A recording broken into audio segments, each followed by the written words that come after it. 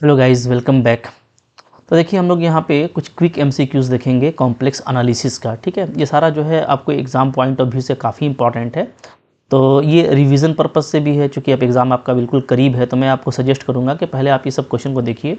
काफ़ी सिंपल एकदम lollipop question है, but exam point of view से इंपॉर्टेंट है। आपसे बन जाएगा तो आपका रिवीजन हो जाएगा। ठीक है, देख लेते हैं 1 टू 1। देखो जैसे पहले अच्छा यहाँ पे मैंने जो है ना टॉपिक वाइज क्वेश्चन आपको लगा के दिया है। जो टॉपिक हमारा कॉम्प्लेक्स एनालिसिस में इंपॉर्टेंट होता है, जैसे पहला टॉपिक है हमारे पास में एनालिटिक फंक्शन का। ठीक है, तो एनालिटिक फंक्शन वाला क्वेश्चन एग्जाम में आता है। जैसे इस तरह का क्वेश्चन आपको दिया रहेगा, एफ जेड आपको दिया हुआ है। ठीक है, बोलता है ये अगर एनालिटिक है तो कौन सा कंडीशन मस्ट होल्ड होना चाहिए। ठीक है, तो यहाँ पे कि जैसा कि आप देखेंगे ना, आपको देखने से ये लगेगा कि ऑप्शन नंबर बी आपका करेक्ट होगा।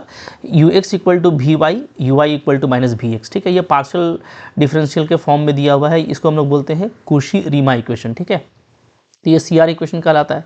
और आपको पता है कि कोई अगर एनालिटिक फंक्शन है तो वो क्या करेगा, सी आर इक्वेशन को सेटिस्फाई करेगा। ठीक है, ओके, ये सब आप पहले से जानते हो, जस्ट एक बार रिकॉल करना है। नंबर 2 है यहाँ पे इंटायर फंक्शन का। ठीक है, बोलता है which of the following is entire. आप सोचिए कौन सा इंटायर होगा। ठीक है, तो इंटायर फंक्शन क्या होता है, डेफिनेशन आपके दिमाग में होना चाहिए। इंटायर फंक्शन बोलते हैं जो फंक्शन एनालिटिक हो over the complete complex domain. ठीक है, जो भी कॉम्प्लेक्स डोमेन होता है, अगर उसमें वो फंक्शन आपका एनालिटिक है तो उसको इंटायर बोलते हैं। मतलब कि कह सकते हो कि सेट ऑफ कॉम्प्लेक्स प्लेन में कोई भी सिंगुलरिटी आपको नहीं मिलना चाहिए। तो आप देख सकते हैं कि 1/z में z इक्वल टू 0 एक पोल मिल जाएगा आपको। ठीक है, लॉग जेड का भी आप एक्सपेंसन करेंगे तो इसमें भी आप देखेंगे कि ये भी जो है हर जगह एनालिटिक नहीं है। जेड इक्वल टू 0 पे एनालिटिक नहीं होता है। ठीक है, अच्छा अच्छा 1/z-1 ये भी आपको जेड इक्वल टू 1 एक बोल देगा। तो ई जेड को आप देखेंगे ना कि ई जेड क्या है, एवरीवेयर एनालिटिक होता है। So e z is the entire function. ठीक है, बात समझ में आ रही है। तो यहाँ पे हम लोग ऐसे लिखेंगे, मैं लिख देता हूँ इंटायर फंक्शन क्या होता है। ठीक है, a function which is analytic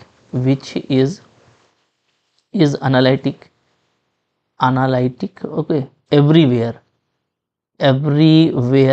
in complex plane। ठीक है, तो कॉम्प्लेक्स प्लेन में जो हर जगह आपका एनालिटिक होगा उसको हम लोग क्या बोलेंगे, इंटायर बोलेंगे। और इसका फेमस एग्जांपल है ई जेड या साइन जेड होगा, कॉस जेड होगा। तो ये सब क्या होता है, आपका एनालिटिक फंक्शन होता है everywhere in the complex plane. So these are the entire function. ठीक है जी, ओके, तो आपको याद आ रहा होगा, ये सब चीज़ आप पहले से पढ़ चुके हो, तो आपको ध्यान देना है। ठीक है, नेक्स्ट तो यहाँ पे है कुशी इंटीग्रल फॉर्मूला का क्वेश्चन मैंने आपको दिया है, इवैल्यूएट करना है इसको। ठीक है, सो देखिए इवैल्यूएट करने का बहुत सा तरीका है ना, और एक जो उसमें तरीका है वो रेसिड्यू मेथड भी है। तो चाहो तो आप रेसिड्यू से काम कर सकते हो। ठीक है, तो यहाँ पे अगर हम देखें तो एफ जेड क्या है हमारे पास में, तो एफ जेड है 1/z-1। ठीक है जी, ओके, तो no doubt z equal to 1 यहाँ पे जो है सिंपल पोल है।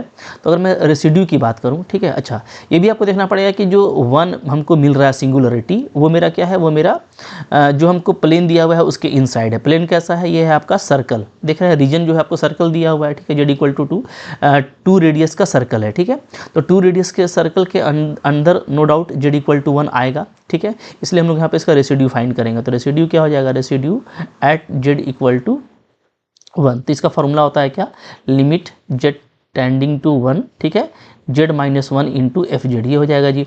अब आप देखो एफ जेड आपका ये है, इससे मल्टीप्लाई करोगे सिंपली 1 आ जाएगा। तो हमारा लिमिट, ये जो रेसिड्यू है ये 1 आ रहा है। ठीक है, तो जो इंटीग्रेशन का फॉर्मूला होता है वो क्या होता है, वो होता है 2π iota into sum of residues.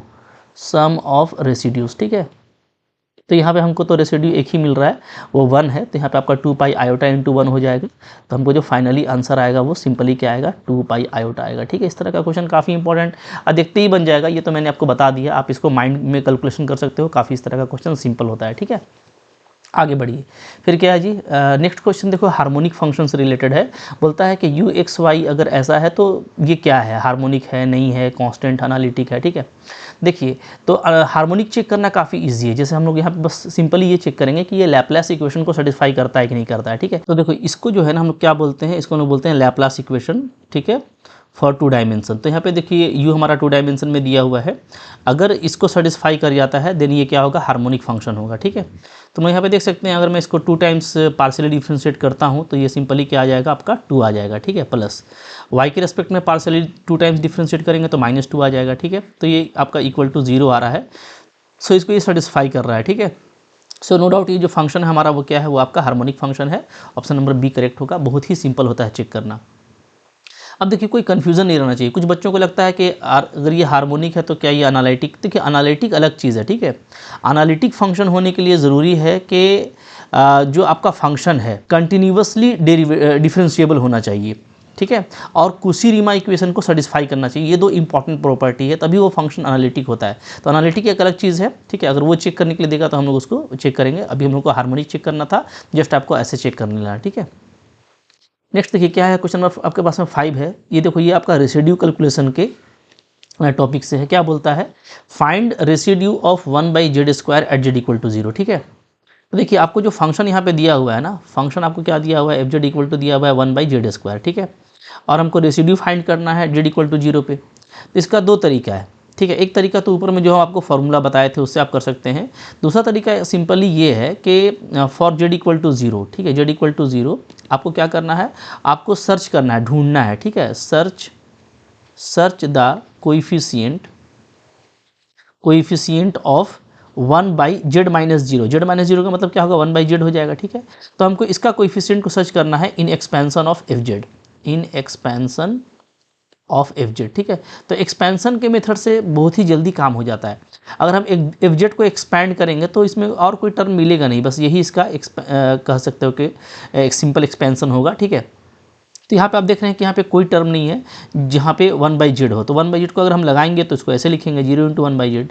तो इसका जो कोइफिशिएंट है वो 0 आ रहा है। सो हम लोग कह सकते हैं कि जो रेसिड्यू होगा, ठीक है, रेसिड्यू ओके एट z = 0 वो क्या होगा, वो सिंपली यहाँ पे 0 रहेगा, ठीक है। एक तरीका तो ये हो गया। दूसरा तरीका वही अल्टरनेटिव मेथड है जिसको आप अप्लाई कर सकते हैं, जैसे ऊपर में किए थे, ठीक है। वो क्या होगा, तो z = 0 पे अगर आपको निकालना है तो आप सिंपली यहाँ पे क्या करेंगे, आप देखेंगे कि z = 0 जो है ना मेरा, वो क्या है, वो नीचे से अगर आप देखिएगा तो आपका पोल बन रहा है सेकेंड ऑर्डर का, ठीक है। तो z = 0 क्या है, z = 0 is a pole of order 2 in fz, ठीक है। तो fz में ये दो ऑर्डर का पोल है। तो वैसे केस में जो रेसिड्यू होता है उसका फार्मूला क्या हो, तो फार्मूला हो जाएगा रेसिड्यू का 1/, ठीक है, n-1 होता है, ठीक है। 1/n-1 ये रेसिड्यू का फार्मूला मैं लिख देता हूँ, ठीक है। फिर यहाँ पे डेरिवेटिव होता है dn/dz(n-1), ठीक है। n-1 होता है आपका, यहाँ पे हमारा आ जाएगा z-a⁻n और fz, ठीक है। तो सपोज़ कीजिए कि अगर मान लो मेरे पास में z = a जो है वो क्या है, वो पोल है n ऑर्डर का, ठीक है। If z = a is pole of order n। ये फॉर्मूला याद है, इसको याद रखिएगा, बहुत ही इंपॉर्टेंट फार्मूला, इससे आपको एग्जाम में बहुत सारा क्वेश्चन बन जाएगा, ठीक है। तो एक तो एक्सपेंशन का तरीका जो मैं आपको बता दिया, और दूसरा ये तरीका हो सकता है, तो इस फार्मूला से आप निकाल सकते हो। तो ये आप तब अप्लाई करेंगे जब z = a क्या होगा, पोल होगा ऑफ ऑर्डर n का। तो यहाँ पे देखो, यहाँ पे हमारा z = 0 है पोल, ठीक है, 2 ऑर्डर का है। तो यहाँ पे नो डाउट जो n का वैल्यू है वो क्या है, वो आपका 2 है, ठीक है। और जो a का वैल्यू है वो 0 है। तो जो रेसिड्यू आ जाएगा वो क्या आ जाएगा, तो रेसिड्यू z = 0 आपका हो जाएगा सिंपली, तो 1/2 - 1 का फैक्टोरियल तो 1/1 ही आएगा, ठीक है। तो सिंपली यहाँ पे हमारा डिफ्रेंसिएशन आएगा d/dz आएगा, ठीक है जी, ओके, क्लियर है। और यहाँ पे हमारा हो जाएगा z-0 का स्क्वायर यानी z का स्क्वायर हो जाएगा, ठीक है, fz। अब देखो आप z² को आप fz से मल्टीप्लाई करोगे तो fz मेरा क्या है, 1/z² है। तो सिंपली मेरा क्या बचेगा, d/dz ऑफ 1 बचेगा, ठीक है। और 1 का डेरिवेटिव क्या होता है, 0 होता है। तो भाई ऐसे निकालो या ऐसे निकालो, बात बराबर पड़ेगा, ठीक है। बट इस तरह का क्वेश्चन ना एक्सपेंशन से बहुत जल्दी करके आप निकल जाइएगा। ये जब हम पूरा टॉपिक पढ़ा रहे थे उस टाइम भी डिस्कस किए थे, ये काफ़ी ज़्यादा हमारे लिए ईजी हो जाता है। तो हमको MCQ जब करना है तो ट्रिक से करना है, जो कम टाइम में आपको निकाल दे, तो आप एक्सपेंशन से जाएंगे तो आपका टाइम बचेगा, ठीक है। नेक्स्ट देखिए क्या है क्वेश्चन हमारे पास में है, बोलता है ऑर्डर ऑफ इंटायर फंक्शन, ठीक है। देखो अगर आपको EZ देगा ना, तो EZ एक इंटायर फंक्शन है, ठीक है, ये सब इंटायर फंक्शन है, okay, this are the entire function. इसका ऑर्डर क्या होता है, इसका ऑर्डर सिंपली होता है 1, ठीक है। e⁻z², इसका ऑर्डर क्या होता है 2, e⁻z³, इसका ऑर्डर क्या होता है 3। तो यहाँ पे बहुत सिंपल ही होगा, ठीक है। e⁻z² का क्या हो जाएगा जी, ऑर्डर आपका 2 हो जाएगा, ओके। आगे बढ़िए, फिर क्या है, बोलता है मैक्सिमम मॉडुलस प्रिंसिपल का क्वेश्चन आपको दिया गया है कि अगर इफ़ एनालिटिक है और नॉन कांस्टेंट है इन डोमेन तो क्या होगा। तो देखिए मैक्सिमम मॉडुलस कब होता है ये, ठीक है, ये समझिएगा, ठीक है। इफ़ जो है ना आपका मैक्सिमम होगा, is maximum on boundary of on boundary of domain, ठीक है। तो डोमेन के बाउंड्री पे, ठीक है, या बोलो उसके पेरीफेरी पे जो मॉडुलस ऑफ एनालिटिक फंक्शन है वो आपका मैक्सिमम होता है, ठीक है। तो यहाँ पे इस प्रिंसिपल के अकॉर्डिंग जो हमारा करेक्ट ऑप्शन होगा, इनसाइड तो कभी नहीं होगा, मिनिमम का तो है ही नहीं, ये तो मैक्सिमम का प्रॉपर्टी देता है, ठीक है। तो मैक्सिमम इनसाइड नहीं होगा, और बोलता है if can not attain maximum inside. हाँ ये सही है, इनसाइड में मैक्सिमम नहीं हो सकता है, ये जब भी होगा तो बाउंड्री पे मैक्सिमम होगा। तो यहाँ पे ऑप्शन नंबर हम लोग सी को करेक्ट लेंगे, ठीक है, क्लियर है। चलिए आगे बढ़िए, फिर क्या बोलता है जी, 8 नंबर बोलता है सिंगुलरिटी टाइप ये क्वेश्चन है, बोलता है नेचर ऑफ सिंगुलरिटी क्या होगा, ई का पावर 1/z का, ये इंपॉर्टेंट, ठीक है, ऐसा क्वेश्चन आ जाएगा आपको, ई का पावर 1/z दिया हुआ है, ठीक है। तो सिंपली इसको एक्सपैंड कर दीजिए, आपको पता चल जाएगा 1 + 1/z, ठीक है, 1/2 1/z का स्क्वायर प्लस 1/3 1/z का क्यूब, ठीक है। तो ये सिंपली जो एक्सपेंशन होता है ई एक्स का वो आप कर दीजिएगा। तो यहाँ पे अब हम लोग देखेंगे कि हमको बोल रहा है कि z = 0 पे, ठीक है। तो z = 0 पे आप देख रहे हैं z = 0 पे जो हमको टर्म मिलेगा वो क्या मिलेगा, वो हमको मिलेगा 1/z, ठीक है। और 1/z जो है ना, हम लोग कह सकते हैं निगेटिव पावर ऑफ z जो है वो इनफाइनाइट पावर तक जा रहा है, ठीक है। तो हम लोग कह सकते हैं कि जो हमारा एक्सपेंशन है वो क्या है जी, expansion has infinitely many terms, infinitely many terms, ठीक है, with negative power of z, with negative power of z। तो निगेटिव पावर ऑफ z में ये इनफाइनाइट जो है टर्म्स तक जा रहा है, जैसा कि हम लोग देख रहे हैं बढ़ता ही चला जा रहा है। तो ऐसे केस में जो सिंगुलरिटी होता है वो क्या होता है, वो इसेंशियल सिंगुलरिटी होता है, ठीक है। तो ये हम लोग बहुत पहले भी कर चुके हैं इस तरह का क्वेश्चन, तो आई होप आपको ये अच्छे से आता है, जस्ट रिविजन कर रहे हो तो कोई दिक्कत नहीं होना चाहिए, ठीक है। आगे बढ़िए, फिर नेक्स्ट हमारे पास क्वेश्चन है 9 नंबर, बोलता है लीविल थ्योरम से ये रिलेटेड क्वेश्चन है, क्या है, a bounded entire function must be. तो ये काफ़ी इंपॉर्टेंट थ्योरम है, लीविल का क्वेश्चन आ ही जाता है, ठीक है। अगर कोई इंटायर फंक्शन है और साथ में वो बाउंडेड है तो वो पक्का क्या होगा जी, वो पक्का आपका कांस्टेंट होगा, ठीक है। ये बहुत इंपॉर्टेंट, याद रखोगे। इसका मतलब ये है ना कि कोई भी इंटायर फंक्शन जो कांस्टेंट नहीं है वो अनबाउंडेड होता है, ठीक है। तो अगर आपको कोई बोले कि क्या ई जेड बाउंडेड है या अनबाउंडेड है, तो ई जेड नो डाउट हमारा क्या है, अनबाउंडेड है, ठीक है। देखिए ये ई एक्स नहीं है, ई एक्स जो होता है ना हम लोगों का, ठीक है, वो हमारा बाउंडेड होता है। ई एक्स क्या होता है, ई एक्स हमारा बाउंडेड होता है, ठीक है, ओके। चूँकि उसमें आप एक्स का कोई भी एंट्री डालेंगे, अगर आप जिससे देखो जेड हमारा क्या आता है, कॉम्प्लेक्स प्लेन में काम करता है, ठीक है। और एक्स हम जनरली क्या है, रियल प्लेन में काम करते हैं। तो रियल प्लेन में आप कुछ भी वैल्यू डालेंगे तो आपको जो ई का वैल्यू है, ई एक्स का वैल्यू है वो 2 से 3 के बीच में आएगा, ठीक है। तो ये बाउंडेड है। बट जब हम लोग कॉम्प्लेक्स प्लेन में बात करते हैं तो ई जेड हमारा बाउंडेड नहीं होता। इसी तरीके से साइन जेड हो गया, ठीक है, कॉस जेड हो गया, तो ये आपका क्या है, ये आपका बाउंडेड नहीं होता है, ठीक है, ये आपका अनबाउंडेड होता है।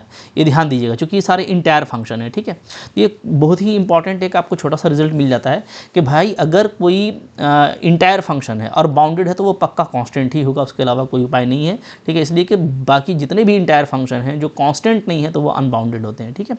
बात समझ में आ रही है, सारा हम लोग बहुत पहले भी पढ़ चुके हैं, आपको इसको अच्छे से डिफ्रेंशिएट करके माइंड में फिट रखना है, ठीक है। नेक्स्ट देखिए क्या है जी, बोलता है इवालुएट दिस इंटीग्रल। यहाँ पे भी देखो वही चीज़ है, यहाँ पे अगर हम लोग एफ जेड की बात करें तो एफ जेड हमारे पास में क्या है जी, जेड + 1/z है, ठीक है, ओके, क्लियर है। और जो हमको रीजन दिया है, जो हमको यहाँ पे कंटूर है वो क्या है, वो है सर्कुलर है, ठीक है, z = 1 है, यानी 1 रेडियस का सर्कल है, ठीक है। तो यहाँ पे जो आपको पोल मिल रहा है वो z = 0 मिल रहा है, ठीक है। एक पोल मिल रहा है हमको क्या, एट z = 0, ठीक है, ये आपके पास में पोल है।